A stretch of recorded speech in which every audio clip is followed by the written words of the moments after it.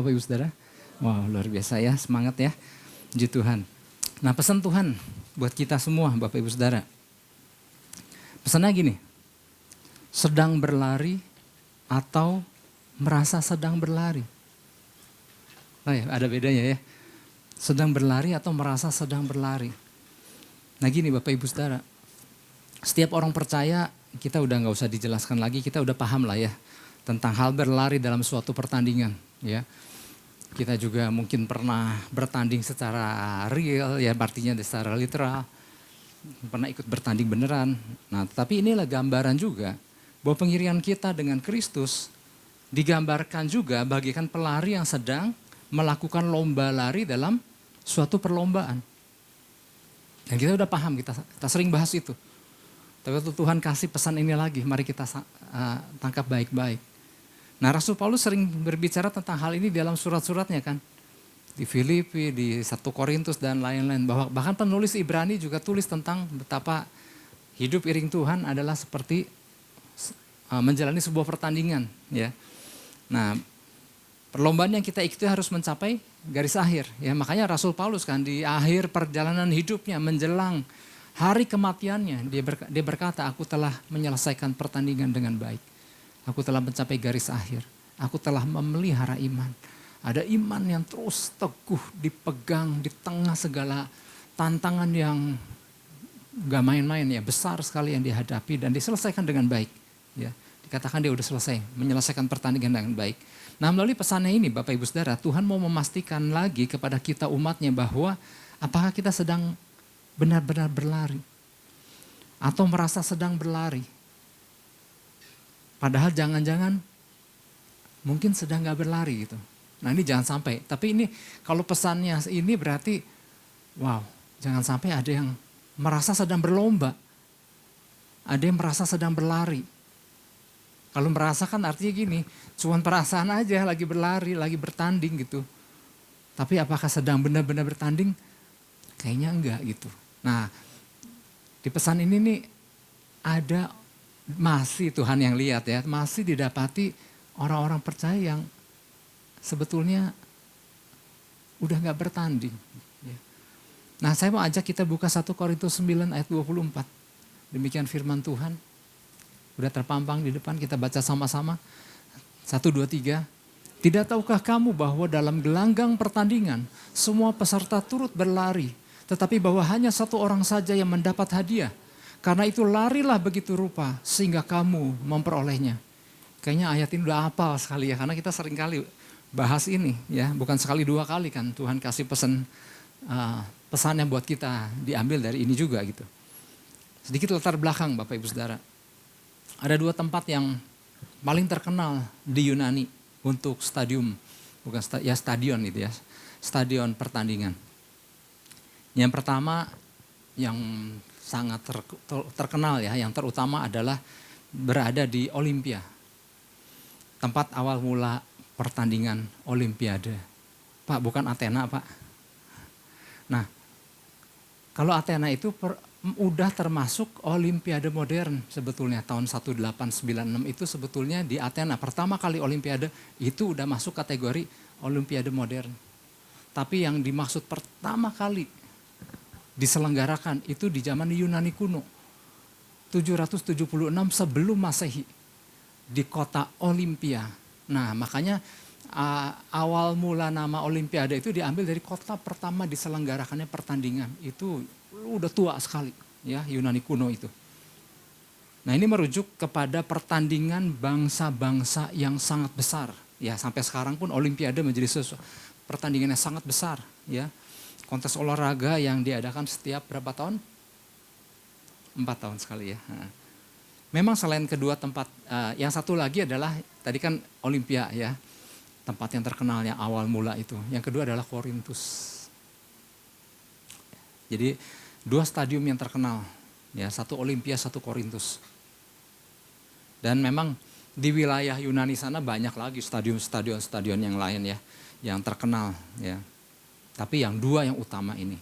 Bahkan hampir seluruh wilayah Mediterania, peradaban Yunani tersebar. Ditemukan banyak stadion-stadion dan pertandingan pertandingan olahraga di sana. Jadi makanya Bapak Ibu Saudara, ketika Rasul Paulus menggunakan gambaran tentang gelanggang pertandingan kepada jemaat di Korintus, ia sedang menggunakan gambaran yang udah sangat umum, udah apal banget orang-orang sana. Ngerti dah kalau pakai diambil dari contohnya tentang pertandingan. Udah tahu banget, ya. Mudah dipahami oleh semua orang pada waktu itu dan juga mudah dipahami oleh kita karena kita juga paham tentang yang namanya bertanding itu seperti apa, trek lari itu seperti apa, ya. Nah, pertandingan yang dimaksud Paulus bukan cuma pertandingan di dalam stadion, tetapi yang dimaksud adalah pertandingan iman. Nah, pertandingan ini tidak dilakukan sewaktu-waktu menurut keinginan atau mengikuti suasana hati baru melakukan pertandingan iman, enggak, ya. Ini pertandingan yang wajib diikuti. Katakan wajib diikuti. Wajib diikuti, ya. Dan berlangsung seumur hidup dan terus-menerus sampai napasnya habis, napas kita selesai, ya. Nah, Bapak Ibu Saudara, sampai hari ini pertandingan itu masih harusnya terus berjalan karena memang belum sampai garis akhir.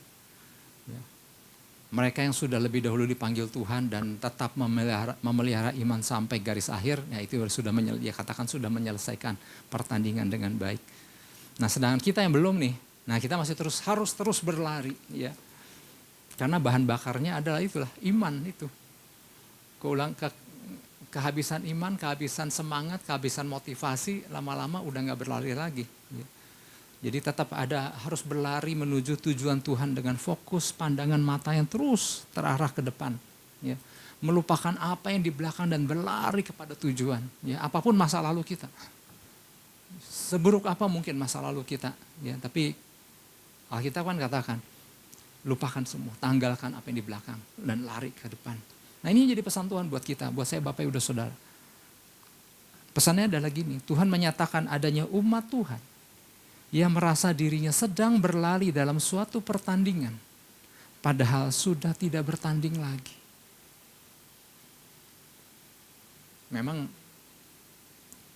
kadang sulit terlihat ya, secara mata gitu ya. Tapi Tuhan kok ya nyampaikan. Sementara orang-orang percaya lainnya sedang tekun berlomba dalam perlombaan yang diwajibkan, namun didapati ada trek ya, dalam tanda kutip ya, ada trek lari yang kosong. Jadi pada saat berbagai trek penuh dengan orang-orang yang sedang berlari istilahnya ya, namun didapati ada trek lari yang kosong. Di mana atlet yang seharusnya berlari ternyata tidak berada pada treknya. Wah, ini mengerikan ya. Nah, si orang yang bersangkutan merasa sedang berlari tapi Tuhan lihat dia nggak ada di treknya gitu. Nah, ini yang harus menjadi perhatian buat ya setiap orang percaya. Nah, dalam sebuah pertandingan lari Bapak Ibu Saudara, seorang atlet akan terkena diskualifikasi apabila berlari tidak sesuai dengan aturan perlombaan. Oh iya, dimanapun Bapak Ibu Saudara. Mau pertandingan lari sungguhan, 100, 200, 400, sekian ratus, atau sekian ribu meter. Semua pertandingan itu harus dijalani mengikuti aturan. Termasuk pertandingan iman. Ada aturan juga. Ya. Nah, diskualifikasi itu akan terjadi apabila tidak berlari sesuai dengan aturan perlombaan. Nah, ini saya paparkan beberapa aturan di dalam perlombaan lari, tetapi gambaran ini juga berlaku di dalam pertandingan iman ternyata. Ya. Misalnya apa? Si atlet itu tidak berlari pada saat pistol start dibunyikan. Kan kalau mau lari kan semua ngejejer kan, di garis start kan. Dan kemudian ada apa yang namanya wasit atau apa. Dia menembakkan pistol ke atas kan, hanya bunyinya aja sih. Dare gitu ya, dan mulai berlari. Namun ada atlet yang enggak berlari, ya udah itu keputusannya dia, maka diskualifikasi. Pada saat kita orang percaya mengenal Kristus, pada saat itu kita sudah ada di tengah arena pertandingan. Perihal mau berlari atau cukup udah jadi anak Tuhan yang penting, nah itulah pilihan. Kemudian di aturan selanjutnya adalah menginjak garis pembatas. Itu garis pembatas yang trek dengan trek tetangga, itu tuh gak boleh diinjak, apalagi lari jarak pendek. Kita gak boleh, si atlet gak boleh nginjak si garisnya sekalipun, apalagi pindah trek gitu. Tapi apakah lari jarak panjang boleh? Pada saat udah mencapai lintasan yang kesekian, maka ada aturan baru boleh kalau jarak panjang. Ya, tapi saya kan nggak bahas tentang itu. Nah kemudian gini, aturan yang selanjutnya adalah berhenti berlari di saat belum mencapai tujuan jarak yang seharusnya ditempuh. Jarak yang tempuh misalnya 800 meter, berhenti di 400 meter, udah di sini aja. Nah ya kena diskualifikasi. Nah ini juga kan bisa menjadi gambaran di dalam pertandingan iman.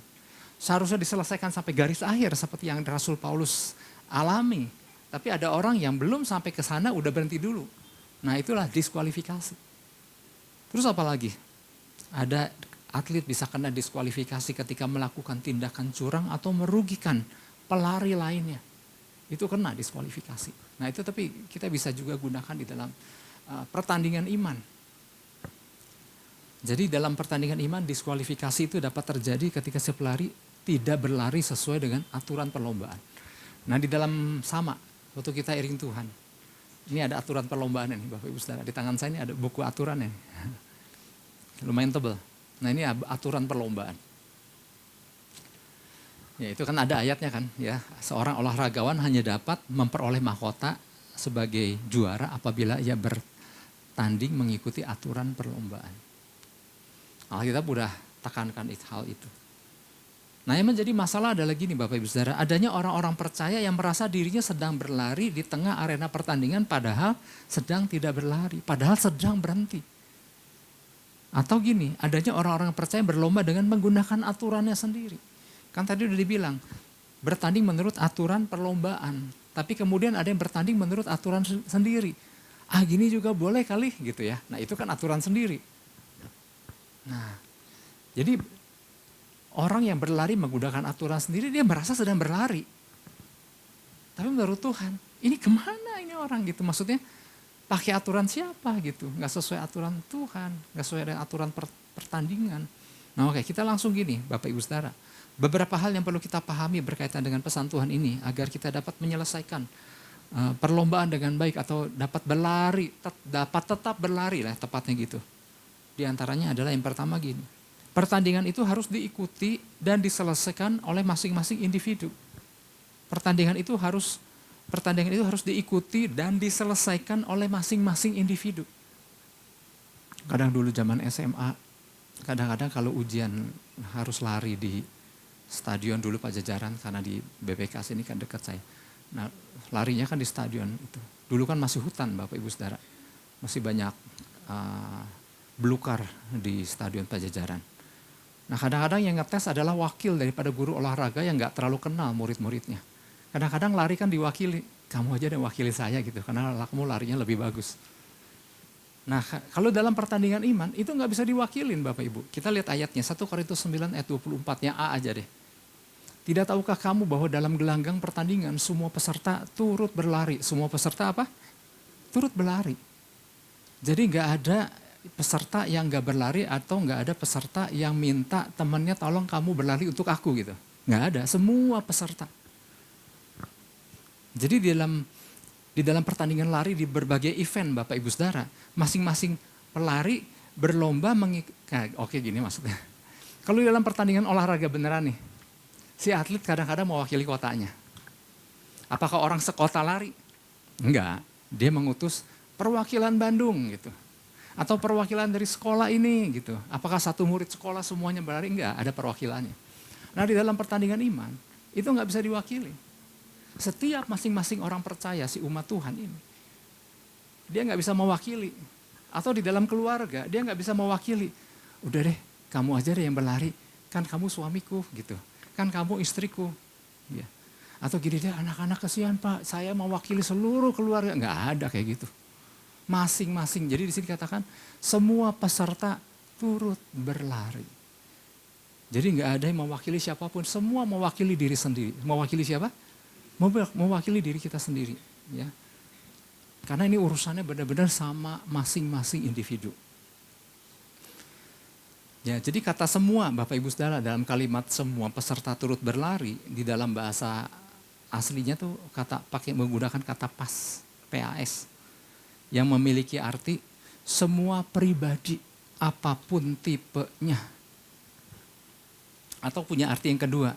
Yang kedua artinya gini, masing-masing individual. Ya, each and everyone. Benar-benar satu persatu masing-masing punya urusan. Tanggung jawab masing-masing. Ya. Artinya setiap pemercaya pribadi lepas pribadi memiliki tanggung jawabnya masing-masing untuk berlari dan menyelesaikannya. Semua orang bisa berlari, tapi semua orang juga harus bisa menyelesaikannya. Yang setuju katakan amin. Ya, kalau start itu gampang. Tapi kalau start aja udah susah, wah itu celaka. Ya, tapi waktu kita bisa start, kita juga harus bisa mengatur napas kita untuk bisa selesai sampai di ujung. Ya. Apapun, terlepas dari apapun kondisi, aduh Pak, berat Pak, berlari Pak, ini kondisi lagi berbagai beban gitu ya. Karena ada pemercaya kan yang suka aduh Pak, minta dimaklumin Pak, ya, minta excuse, ya. Izin Pak nggak ikut bertanding iman dulu, ya itu kan nggak bisa, ya. Sedang menghadapi berbagai problema nih Pak, ya. Nah saya sebagai gembala hanya bisa mengatur sebatas administrasi gereja, misalnya gini, Pak saya mau keluar kota Pak, nggak bisa ke gereja dulu, paling nanti saya atur ke gereja lain. Nah paling bisa seperti itu. Pak saya nggak bisa melayani dulu karena ada izin, ada keperluan dan lain. Paling cuma sebatas itu. Tapi kalau aku udah nggak mau ke gereja lagi, aku udah nggak mau melayani lagi, itu urusan sama Tuhan. You minta izin aja sama Tuhan, gitu maksudnya. Nah Bapak Ibu Saudara, kita juga pernah dengar Ibrani 12 ayat 1. Ini suatu ayat yang gak asing juga buat kita ya, karena kita mempunyai banyak saksi bagaikan awan yang mengelilingi kita. Marilah kita menanggalkan semua beban dan dosa yang begitu merintangi kita dan berlomba dengan tekun dalam perlombaan yang diwajibkan bagi kita. Jadi jelas perlombaan itu diwajibkan bagi kita, setiap kita. Nah berbicara soal perlombaan yang diwajibkan bagi kita, kayaknya dulu saya pernah menyampaikan Bapak Ibu Saudara, apa sih dimaksud perlombaan yang diwajibkan? Saya dulu pernah menjelaskan olahraga bulu tangkis ya. Meskipun nggak paham-paham banget, tetapi minimal tahulah ya. Dalam olahraga bulu tangkis Bapak Ibu Saudara, atlet yang akan bertanding di kelas dunia, di Olimpiade misalnya, harus mengumpulkan poin dulu selama kurun waktu tertentu. Jadi ngumpulin poin itu atlet-atlet bulu tangkis itu. Nah poin-poin yang dia peroleh, itu kalau dikumpulkan maka dia ada di dalam urutan atlet-atlet dunia. Semakin besar maka peringkatnya semakin naik dan ada minimal syarat untuk bisa masuk pertandingan Olimpiade. Ada syarat minimal untuk bisa ikut All England misalnya. Nah, maka ada poin yang harus dikumpulkan. Nah, poin itu didapat dari apa? Pertandingan-pertandingan yang diwajibkan. Jadi ada event-event tertentu yang punya poin. Nah, tapi juga ada pertandingan-pertandingan yang poin itu yang tidak menghasilkan poin penting yang bisa menaikkan peringkat. Ada pertandingan-pertandingan yang pertandingan biasa lah gitu. Maksudnya pertandingan mungkin perusahaan besar apa mengadakan pertandingan ya mengundang atlet-atlet besar. Nah itu nggak ada poin-poin penting untuk masuk ke dalam urutan dunia ya untuk bisa disertakan di dalam event dunia gitu ya. Nah demi untuk mengejar poin maksimal maka para atlet ini biasanya hanya berfokus pada beberapa turnamen wajib tertentu yang dia ikuti demi mendapatkan poin itu. Jadi ada pertandingan yang diwajibkan, ada pertandingan yang tidak diwajibkan. Dan mereka nggak mau buang-buang energi untuk ikut pertandingan yang tidak diwajibkan. Ngapain capek-capek tapi nggak dapat poin gitu, cuma dapat hadiah uang misalnya gitu. Tapi kan kadang mereka harus mengejar kan, mengingat usia akan bertambah terus. Dia harus selagi prima, dia harus kejar pertandingan-pertandingan wajib.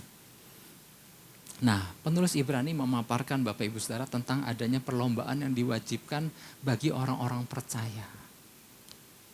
Nah, jika ada perlombaan wajib kan ada yang gak wajib. Nah, buat pertandingan iman, perlombaan yang wajib berkaitan dengan apa? Tentu visi, tujuannya apa? Iring Yesus tujuannya apa? Dan di situ harus menyertakan iman di dalamnya. Kesetiaan, ada unsur ketaatan, ada ketangguhan, dan kesungguhan hidup dalam Kristus. Dan ini dilakukan seumur hidup. Tapi sementara ada perlombaan yang tidak diwajibkan. Artinya bukannya itu yang diikuti gitu. Misalnya apa? Seperti murid-murid Yesus menjelang Yesus disalibkan. Mereka di perjamuan makan kan. Mereka dalam tanda kutip mereka berlomba. Mereka berlomba untuk mempermasalahkan siapa yang terbesar di antara kita. Siapa yang terhebat di antara kita. Itu gak ada poin apa-apa itu. Kadang-kadang orang percaya kan melakukan seolah-olah sesuatu demi supaya tampak hebat nih. Wah, di antara anak-anak Tuhan, di antara hamba-hamba Tuhan, sekalipun hamba-hamba Tuhan. Kan ingin ada yang terlihat aktif ada di mana-mana. Apakah itu masuk poin utama di dalam Tuhan memilih dia? Nah, itu kan sebetulnya hanya pribadi-pribadi dan sama Tuhan yang tahu. Tapi itu ada, tapi kalau cuma hanya untuk memamerkan, misalnya hanya untuk mengadu siapa yang lebih hebat, itu benar-benar nggak, itu nggak penting banget deh. Ya, bukan perlombaan itu. Soal tampilan bukan itu, ya misalnya. Jadi kita hanya bikin capek diri sendiri aja. Makanya ada tadi di dalam Ibrani 12 ayat 1, tanggalkan segala beban dan dosa. Nah, yang dimaksud beban dan dosa gini, beban-beban yang seharusnya kita nggak angkat gitu. Dulu pernah kita jelasin ya. Kita bikin masalah sendiri demi untuk terlihat hebat, kita menaruh beban sendiri di pundak kita demi untuk terlihat wow gitu ya. Nah, itu cuma beban yang nggak perlu itu. Membuat susah, membuat keberat-beratin waktu kita melakukan pertandingan iman yang seharusnya. Harus ditanggalkan gitu. Nah, jika para atlet bulu tangkis ini berfokus untuk mendapat poin penting sebanyak mungkin tadi kan. Bagi orang percaya sasaran kita adalah bukan ngumpulin poin ya. Bagi orang percaya sasaran kita adalah kehidupan yang semakin berkenan hari lepas hari sama Tuhan. Lakukan semuanya dengan iman kepada Yesus Kristus yang akan memimpin dan menyempurnakan perjuangan kita untuk terus berkenan kepada Dia. Itu yang pertama. Jadi yang pertama adalah pertandingan harus diikuti dan diselesaikan oleh masing-masing individu. Kita harus men-encourage, mendorong anggota keluarga kita untuk yuk sama-sama semua. Kita bertanding. Karena aku gak bisa mewakili itu misalnya. Yang kedua adalah gini. Pertandingan iman adalah tentang progres atau pertumbuhan. Bukan sekedar sibuk beraktivitas. Oke, saya ulangi. Pertandingan iman adalah tentang progres, kemajuan atau pertumbuhan. Bukan sekedar sibuk beraktivitas. Kadang kan makanya di situ pertanyaan pesan ini sedang berlari atau merasa sedang berlari. Kadang ada orang merasa sedang berlari karena gini, sama capeknya, sama ngos-ngosannya. Padahal sedang banyak beraktivitas. Banyak beraktivitas belum tentu orang itu sedang bertanding. Oke, kita ambil 1 Korintus 9 ayat 26. Sebab itu aku tidak berlari tanpa tujuan. Dan aku bukan petinju yang sembarangan saja memukul. Seorang petinju kalau memukul kosong tuh capek. Tapi memang ada yang namanya shadow boxing ya. Sebelum bertanding dengan orang beneran dia berlari, bertinju tanpa lawan tanding ya. Memukul seperti memukul bayangan gitu. Yaitu dalam persiapan. Tetapi pada waktu bertanding kalau memukul kosong itu energi yang terbuang itu benar-benar besar dan percuma. Gitu. Oke, kembali lagi ke poin yang kedua ya. Bukan sekedar sibuk beraktivitas. Ingat bahwa apabila kita masih ada nih, sebagaimana kita ada. Artinya selama kita masih hidup di dunia, perlombaan mengiring Tuhan itu belum selesai. Ya tadi di awal udah dijelasin kan. Selama kita hidup, si orang percaya ini, itu pertandingan tuh harus diselesaikan dengan baik. Pertandingan tuh belum selesai. Jadi jangan berhenti dulu. Tapi kan Tuhan lewat pesannya bilang, ada trek-trek kosong, kemana nih orangnya gitu. Nah kita jangan berhenti dulu. Aku belum berhenti kok Pak gitu ya. Aku masih lari kok gitu ya. Karena seringkali terjadi salah paham. Ada orang percaya yang aku lagi bertanding padahal dia sedang beraktivitas banyak. Karena beraktivitas banyak itu ngeluarin energi juga. Sibuk sana, sibuk sini, warawiri gitu. Itu juga keluarin energi. Dan dia merasa itu dia sedang melakukan pertandingan. Merasa dirinya sedang berlari tapi tidak menghasilkan pertumbuhan. Itu sama aja dengan orang lagi berlari di atas alat treadmill. Ya, kita pasti tahu treadmill. Sebuah alat mesin lari tapi di atasnya ban berjalan. Maka orang di atasnya karena ruangan yang terbatas gak bisa lari di luar, lari di dalam ruangan. Maka dia berlari tapi gak maju. Nah seperti itu gambarannya. Keluar keringat, keluar energi, keluar segala macam tetapi tetap di tempat. Gak ada progres, gak ada pertumbuhan tapi capek. Bisa nggak itu terjadi dalam orang percaya? Bisa. Ya. Orang yang nggak jelas visinya kan banyak kesana, banyak kesini. Saya kenal, saya ada grup Bapak Ibu Saudara di mana orang ini ada di mana-mana setiap kegiatan rohani. Saya bilang ini kan, kamu kan gembala kok bisa ada di mana-mana sih gitu ya. Bukannya saya nggak ngatur hidup orang, tetapi rasanya kalau panggilannya gembala ya berarti ada di tengah-tengah, harus banyak di tengah-tengah dombanya. Kalau menurut saya, kayaknya begini, Alkitab juga ngomong begitu. Domba kan menuntun gembala, tapi kadang-kadang gembalanya nggak ada di tengah-tengah dombanya, sayang gitu. Ya seperti lari di mesin treadmill, capek sih beraktivitas. Ya. Mengeluarkan energi, keringat, tapi nggak ada progres, nggak ada kemajuan apa-apa. Ya. Bapak Ibu Saudara, sama ini mirip dengan bangsa Israel. Sekian juta bangsa Israel yang keluar dari Mesir menuju tanah perjanjian. Kan jumlahnya nggak sedikit kan. Ya kalau dihitung secara rinci dan anak kecil, bayi dan orang tua dan lain, kalau total bisa 2-3 juta kurang lebih itu juga. Nah Bapak Ibu Saudara, apakah semua orang Israel yang jutaan ini itu yang sedang berjalan dari Mesir menuju tanah perjanjian, apakah semuanya nangkap maksud Tuhan enggak? Enggak. Mungkin sebagian tahu nih, wah Tuhan membebaskan kita. Dia mengutus Musa untuk membawa kita keluar dari Mesir menuju tanah perjanjian. Tapi kan ada sebagian yang, oh ini rombongan bangsa Israel kok pada keluar dari Mesir ya? Yuk, ikut.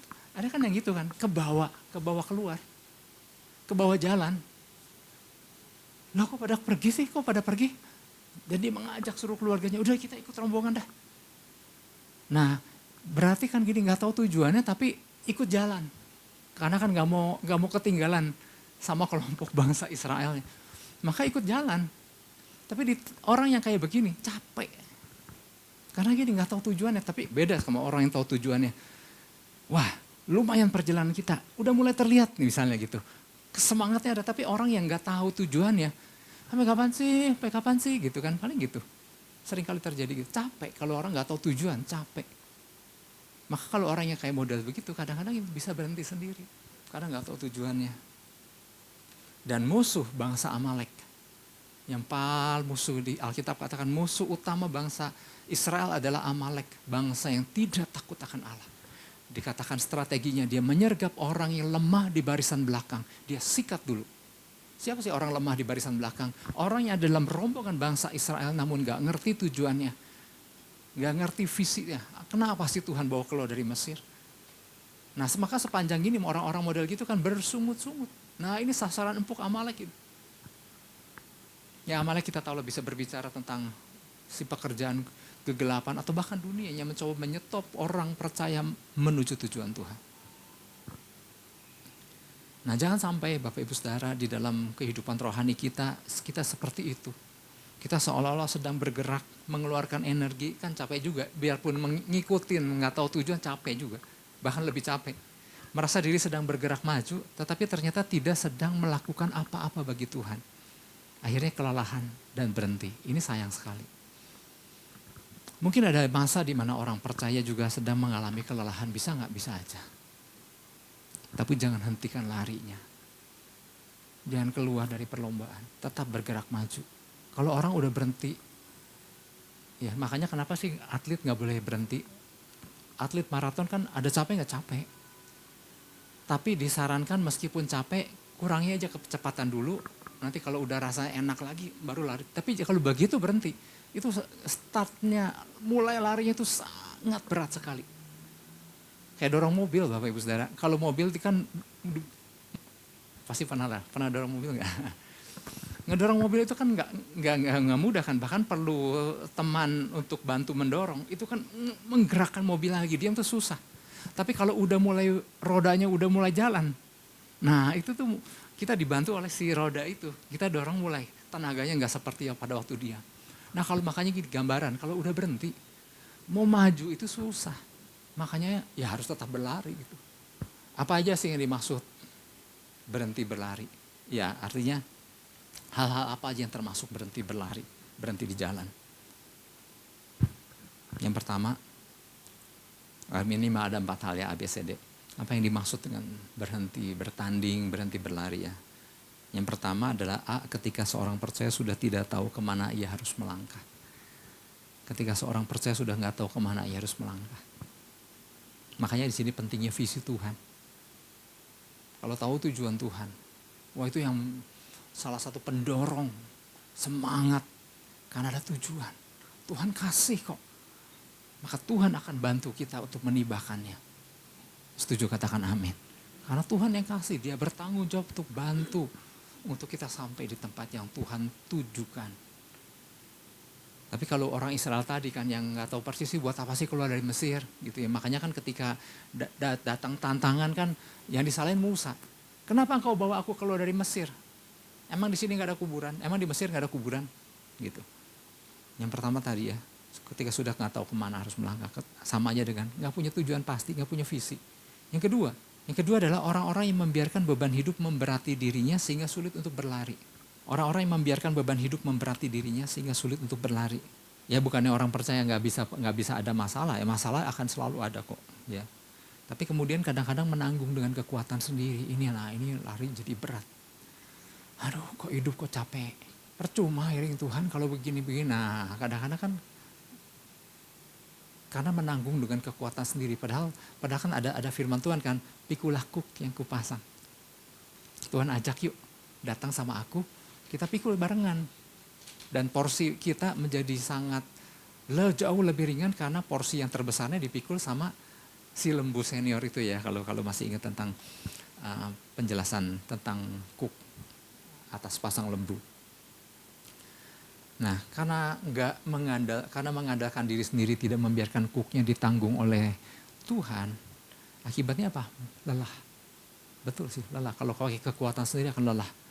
Nggak ada progres terjadi, nggak ada pertumbuhan, nggak ada pengenalan apa-apa di dalam Tuhan. Jadi sepanjang hari-harinya memanggul beban yang berat dan dipanggul dengan kekuatan sendiri. Makanya kan tadi kan, tanggalkanlah segala beban dan dosa.